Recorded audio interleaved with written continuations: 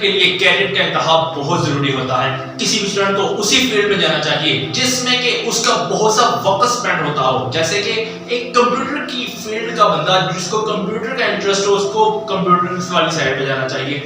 और वो स्टूडेंट जिसकी मेमोरी बहुत अच्छी है, उसको जरूर किसी साइंटिफिक फील्ड में जाना चाहिए, क्योंकि it is based on the memory.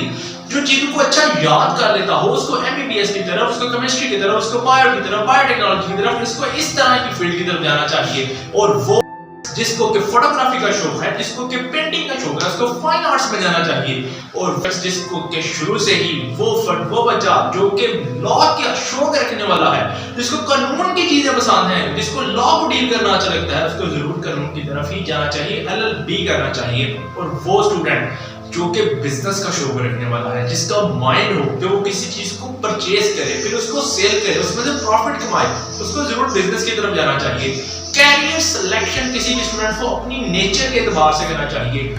जैसे कि एक स्टूडेंट होता है, उसको शुरू से ही स्टेज पे आके बात करने का बहुत शौक होता है, उसको इंफॉर्मेशन देने का शौक होता है, वो जरूर किसी जर्नलिज्म की फील्ड में सूट कर सकता है। और अगर वो ऐसा ही करता है तो वो अपनी फील्ड में बहुत आगे जाना वाला बन सकता है। बनिस्बत के अगर वो अपनी फील्ड को चूज करके किसी ऐसी साइड पे चला जाता है जो कि उसकी मर्जी के खिलाफ होती है, जो उसकी नेचर के खिलाफ होती है, वो उसके लिए प्रॉब्लम का बायस बन सकती है।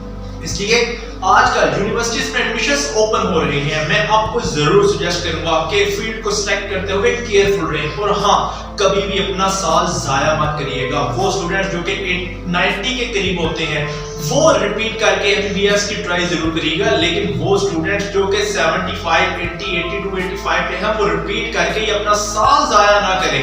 बहुत से स्टूडेंट्स कॉलेज के बाद यूनिवर्सिटी जाने से पहले अपना साल जाया कर देते हैं, ऐसा कभी ना करिएगा।